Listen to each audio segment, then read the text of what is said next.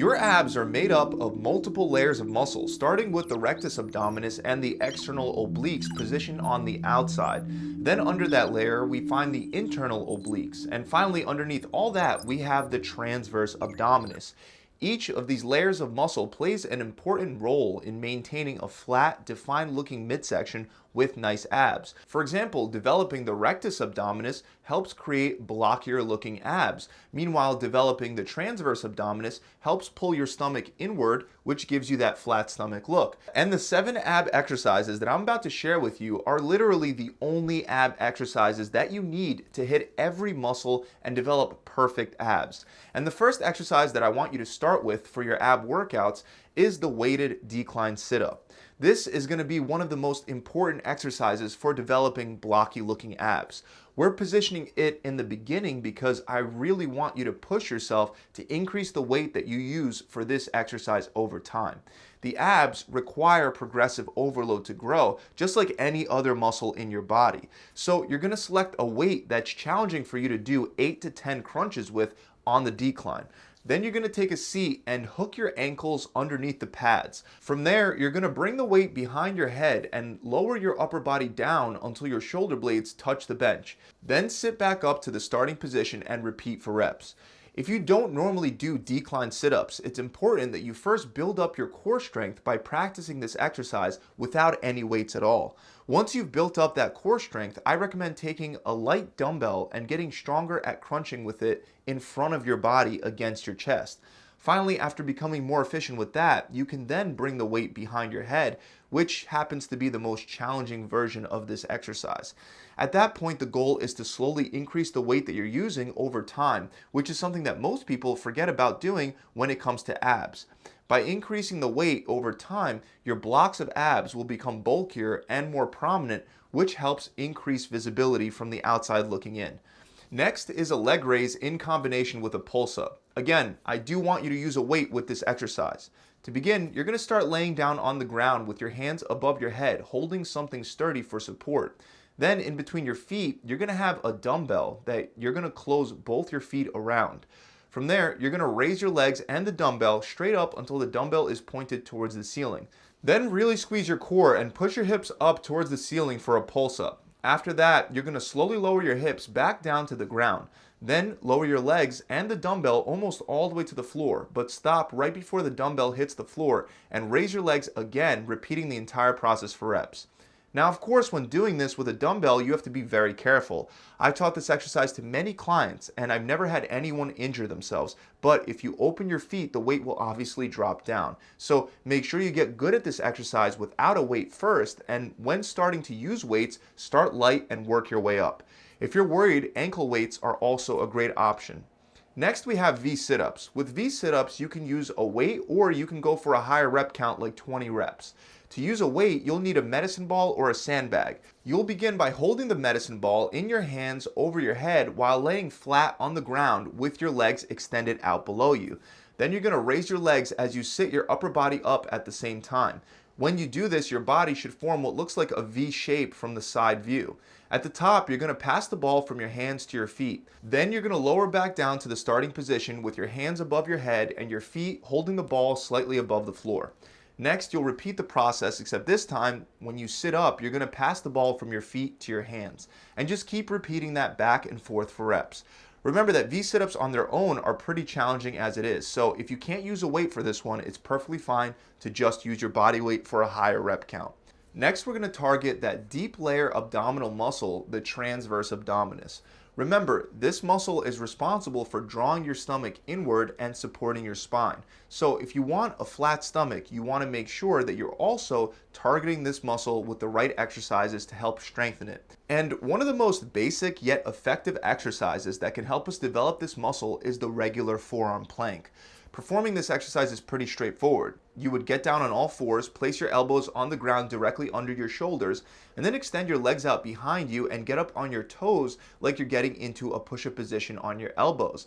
And then you would just hold it. While holding that position, you want to do your best to keep your head, hips, and your heels in a straight line. A very common mistake that can lead to a lower back injury, especially with weights added in, is letting your hips sink downwards.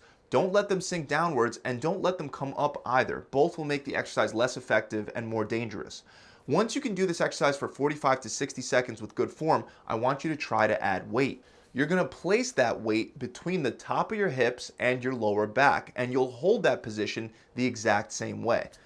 Now, for your obliques, one of the best exercises that you can do using just your body weight is the Oblique V Situp. For this exercise, you're going to start laying on your side with your body weight slightly shifted backwards. So what I mean is that you shouldn't fully be on your side laying on your hip bone. Instead, you should be tilted a little backwards, more so leaning on your glute rather than directly on the side of your hip bone. Your legs should be extended below you, and the arm that's closer to the ground should be extended straight out in front of you to help maintain balance as you do this exercise. Your other hand should be behind your head in the same position that your hands would be for regular crunches.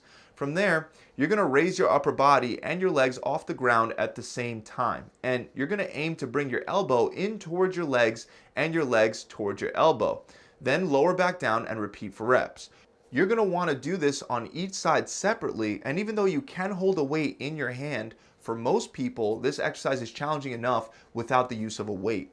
Moving on to the next one, we have a basic weighted floor crunch, known as the long arm crunch. Even though this exercise is basic, it's one of the best exercises that you can do for developing your abs. To set this one up, you're just going to grab a weight. I usually prefer to use a plate weight, but you can use a dumbbell as well. In either case, you're going to lay down on the ground and bend your knees to get into a regular crunch position. Then you're going to extend your arms straight out in front of you so that your hands with the weight are pointing straight up towards the ceiling. Then you're going to sit up and continue to drive that weight towards the ceiling as you come up. Don't make the common mistake of driving the weight forward towards your knees. That'll actually help you sit up rather than create the resistance that we're looking for to develop the abs. Instead, concentrate on keeping it pointed straight up towards the ceiling the whole time as you're sitting up. Once you get to the top of the contraction, really squeeze your abs and then slowly lower back down and repeat for reps. This is an exercise that I specifically like doing a drop set with. So I would do something like 10 reps with the weight, then drop the weight and do another 20 reps without a weight while still keeping my hands pointed toward the ceiling. Another one of the best exercises that'll hit multiple layers of muscles due to the stabilization component is the stability ball crunch. When starting out, you don't need a weight to find this exercise very challenging. In fact, most people that I show this exercise to will start to shake from a lack of stability just by getting into the starting position before even doing any crunches. That shaking, by the way, is perfectly normal. It's just your stabilizer muscles working. You would get into this starting position by taking a seat on the ball and then walking forward until the ball is in the rounded part of your lower back. Your upper hips should also still be on the ball, but you don't really want your shoulder blades on the ball unless you're using a very large stability ball, and you don't want to be so high up the ball that you lose your balance when you lower down for a crunch. Once you're in the correct starting position, you're going to put your hands behind your head, and then you'll simply lower down and curve your spine around the ball. Then crunch up and really squeeze at the top. Then repeat this over and over again for reps. Keep in mind that the larger the stability ball you use, the easier the exercise will be. And the same thing vice versa. The smaller the ball, the harder the exercise will be. Also, a very common mistake is to extend the legs during each rep. By doing this, you'll roll your hips back, which assists with completing the crunch. So do your best to keep your knees locked in that bent starting position rather than extending them during each rep.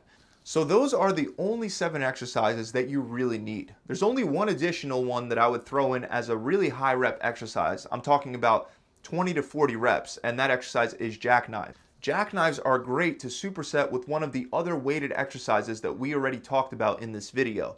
You can do it on the floor, but I recommend doing jackknives on a bench because you'll get a better range of motion and you'll be able to grip the bench, which will help with stabilization. You would just take a seat on the bench and grab the bench with your hands behind your hips. Then you would extend your legs out straight in front of you as you lower your upper body down towards the bench. After that, you would sit up, bend your knees, and bring your upper body and your knees together. Then lower back down and repeat for reps. Pretty straightforward. Now, you can put all these together into one giant grueling ab workout, but it's really not necessary. If you work your abs twice a week, you can divide these in half between your workouts. So on the screen right now, you should see an example workout of how I recommend pairing these together. On day 1, you'll start by completing 3 sets of weighted decline sit-ups. After that, you're going to do 3 sets of V sit-ups, and after completing those, you're going to do weighted leg raise pull-ups. Finally, the last ab exercise for day 1 is going to be planks, and if you're really advanced, you can superset each set of planks with jackknives until failure. So that means after completing 45 to 60 seconds of planks, immediately move to jackknives with no break in between the 2 exercises. Then take a break before moving back to planks, and then you'll do that for 3 total sets. Then for day 2, you would start with weighted stability ball crunches for 3 sets. That's going to be followed by weighted long arm crunches for 3 sets. After that, you'll do oblique V situps on each side for 3 sets. And finally finish off once again with planks. And again, it's up to you if you want to superset those with jackknives or not. As long as you're using heavy weight on the weighted ab exercises, just 3 or 4 ab exercises per workout is more than enough and really all you need to develop rock hard abs.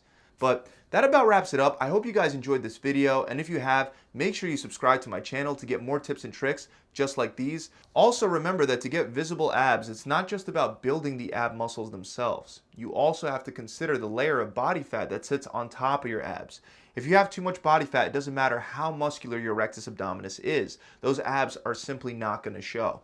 So if you want a done-for-you plan that includes a fully customizable diet plan based on your preferences, as well as a complete workout program with a full video exercise library, a recipe book, and a coach to answer any questions you have, then click the link below and sign up for my 6-week shred.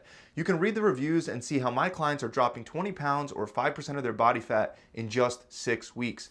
The best part is that as long as you stick to the plan, we're going to make sure that you hit your goals and get the program for free. We do it this way with an initial deposit because it helps eliminate people that aren't serious about pursuing their goals. And that helps motivate the people that are actually serious to follow through from day 1 to day 42 in order to get that challenge deposit back. I'll tell you from experience, this is the best way to get incredible results consistently because it actually keeps you more consistent. Our secret hope is that you complete the program, get incredible results, tell your friends, and then you continue training with us afterwards. But there's no obligation to continue past the 6 weeks. That's totally up to you. To find out more and to see over 1,000 5-star reviews pulled directly from Google and Facebook, you can click the link below in the description, or you can head on straight over to the website by visiting gravitytransformation.com. I'll see you guys soon. Pump it.